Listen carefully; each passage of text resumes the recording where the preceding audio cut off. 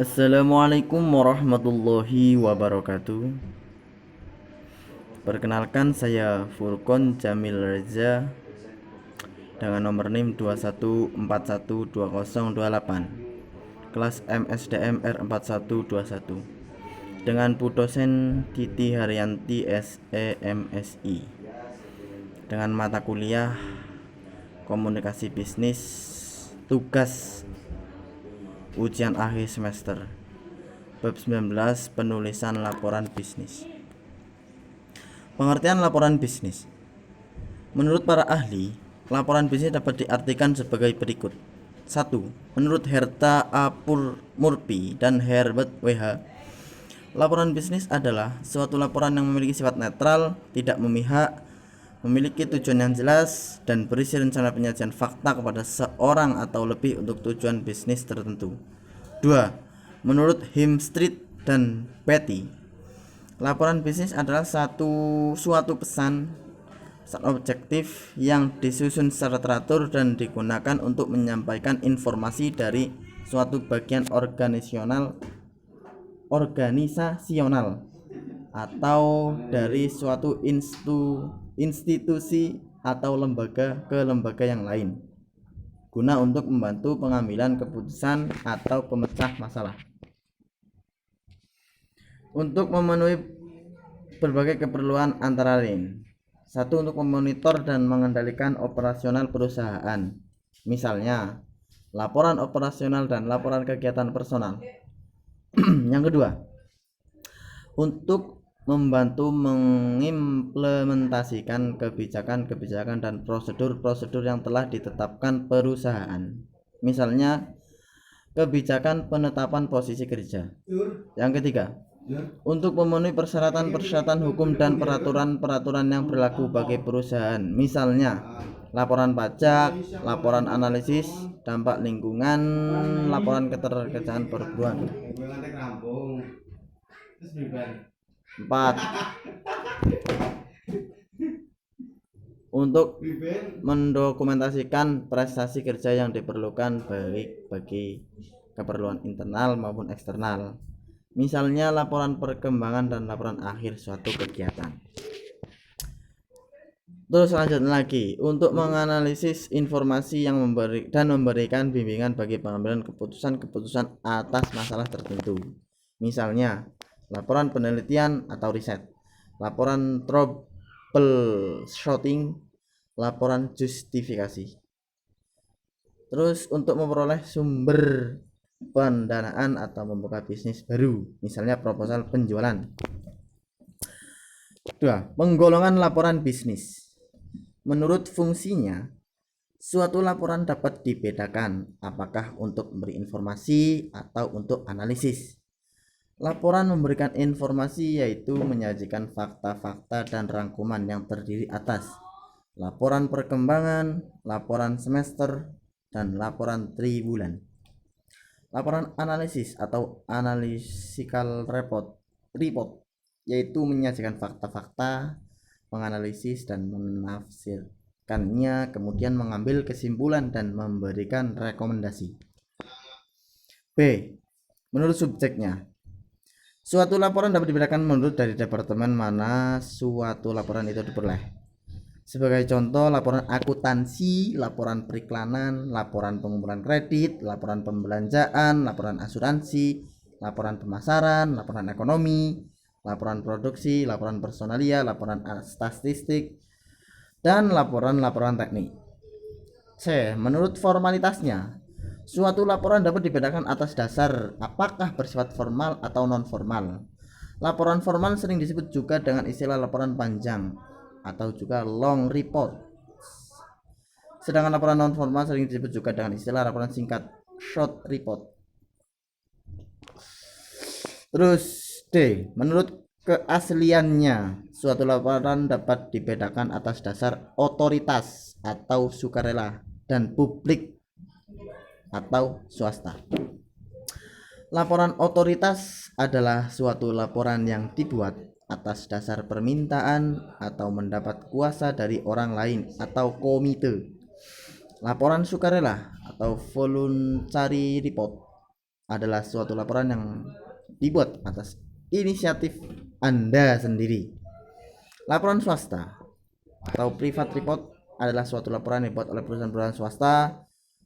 Laporan publik atau public report adalah suatu laporan yang dibuat oleh lembaga-lembaga pemerintah termasuk sekolah-sekolah, rumah-rumah sakit, atau lembaga-lembaga yang lain yang dibiayai oleh negara.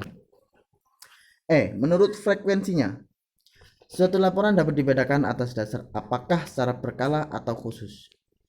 Laporan berkala atau periodic report dapat dikeluarkan secara harian, mingguan, bulanan, semesteran, atau tahunan.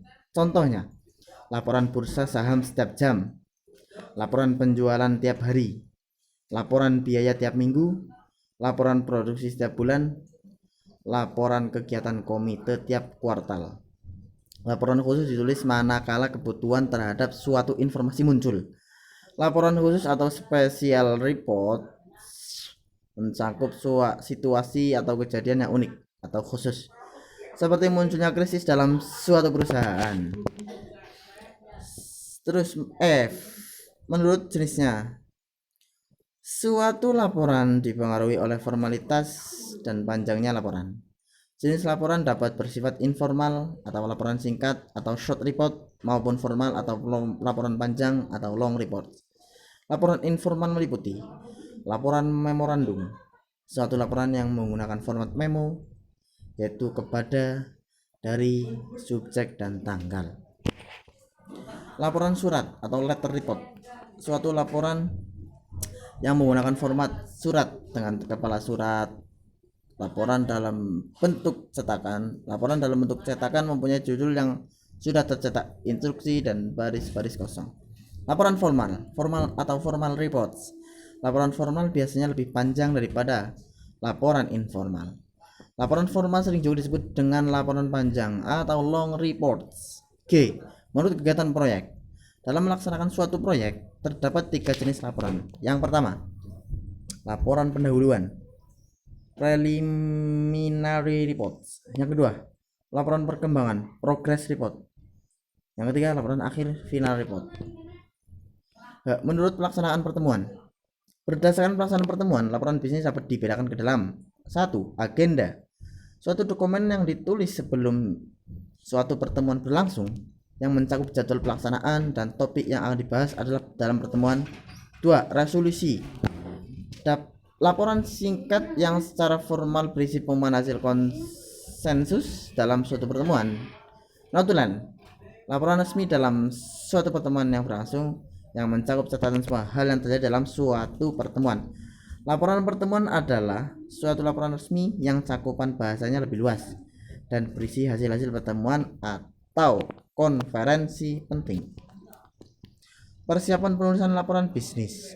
Definisi masalah, tujuan, dan ruang lingkup. 1. Perencanaan adalah melakukan analisis masalah yang mencakup tujuan penyusunan laporan. 2. Menentukan ide atau gagasan. 3. Mengumpulkan bahan yang diperlukan. 4. Menganalisis dan menafsirkan data. 5. Mengorganisasi data dan mempersiapkan kerangka akhir. Bagian laporan bisnis. Pendahuluan.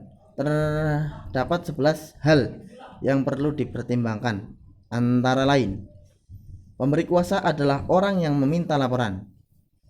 Layout atau rencana presentasi menceritakan kepada pembaca apa saja yang akan dibahas dalam laporan bisnis.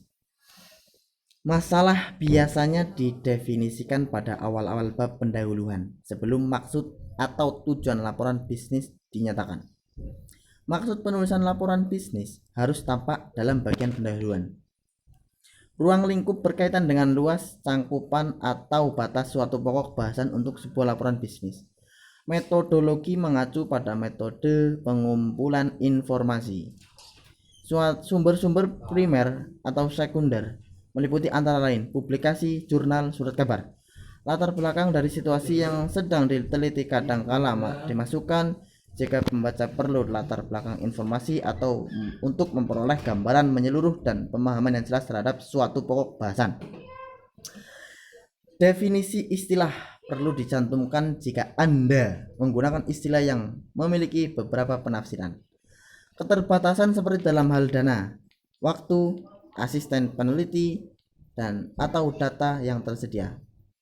Rekomendasi menjelaskan tentang keputusan yang perlu dilaporkan dalam suatu bisnis, misalnya keputusan antara membeli mesin baru atau mesin setengah pakai. Teks membahas dan mengembangkan hal-hal penting secara rinci. Menurut laporan yang baik harus mencakup temuan fakta yang penting dan relevan, serta membuang hal-hal yang tidak perlu dan tidak relevan dengan maksud penulisan laporan bisnis tersebut. C. Penutup. Bagian penutup berfungsi untuk merangkum laporan secara menyeluruh, mengambil kesimpulan, atau memberi rekomendasi.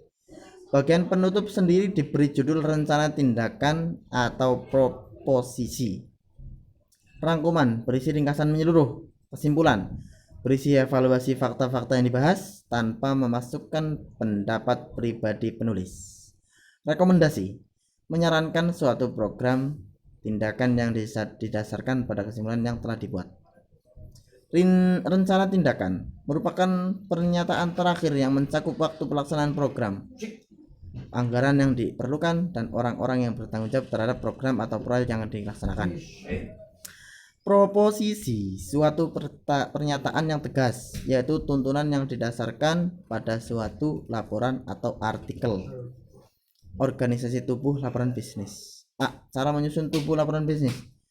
Ada 2 macam cara yang dapat digunakan untuk menyusun tubuh laporan bisnis, yaitu A. Cara deduktif, menggambarkan laporan dari belakang ke depan atau menjelaskan ide pokok atau rekomendasi terlebih dahulu sebelum hal-hal yang rinci dijelaskan. Cara deduktif memiliki karakteristik sebagai berikut. Eksekutif yang sibuk, lebih suka untuk menentukan sesuatu dengan segera, ingin mengetahui good now dan atau informal netral, ingin menganalisis data lebih baik, dan hal ini akan menjadi lebih mudah jika kesimpulan dan rekomendasi dicantumkan pada awal laporan. Ingin mengetahui pandangan penulis dengan segera, lebih menyukai laporan yang disusun dengan cara deduktif. B. Cara induktif, menjelaskan fakta-fakta yang ada sebelum ide-ide pokok, kesimpulan atau rekomendasi dikemukakan. Cara induktif memiliki karakteristik sebagai berikut. Ingin mengetahui penjelasan secara rinci terlebih dahulu untuk dapat memahami kesimpulan dan rekomendasinya. Ingin mengetahui kesimpulan yang kurang menyenangkan, mungkin merasa kesimpulannya tidak bias dan dapat menerimanya. Perlu membaca keseluruhan laporan, bukan hanya bagian akhirnya saja. Lebih menyukai laporan disusun dengan cara induktif. Cara menyusun teks laporan bisnis. 1. Membuat topik-topik atau kriteria. 2. Menyusun urutan suatu peristiwa atau kejadian-kejadian. 3. Mendeskripsikan lokasi atau tempat. 4. Menjelaskan suatu proses atau prosedur. 5. Menyusun urutan tingkat pentingnya secara alfabet. 6. Menyusun urutan tingkat familiaritas. 7. Menyusun sumber-sumber yang digunakan. 8. Pemecahan masalah. Metode kerangka. A. Jenis-jenis judul dapat digolongkan ke dalam 4 judul, yaitu 1. Judul topik atau topic heading. 2. Judul kalimat lengkap, complete sentence heading. 3. Judul kalimat imperatif, imperative sentence heading. 4. Judul varian heading. B. Format kerangka. 5 hal yang perlu diperhatikan. Yang pertama, tepatkan ide-ide yang paling penting pada tingkat tertinggi. Lalu pertimbangan panjang laporan, subjek, dan pembaca. Sedapat mungkin cobalah untuk menjaga keseimbangan masing-masing bagian. Jika Anda membagi suatu topik, paling tidak Anda mempunyai 2 judul. Gunakan pertimbangan dengan baik, jangan terlalu banyak dan jangan terlalu sedikit untuk subjudul. Tidak pernah menggunakan judul laporan sebagai bagian judul. Oke, itulah presentasi dari saya. Apabila ada kesalahan, mohon maaf. Sekian dari saya, wabillahi taufiq wal hidayah. Wassalamualaikum warahmatullahi wabarakatuh.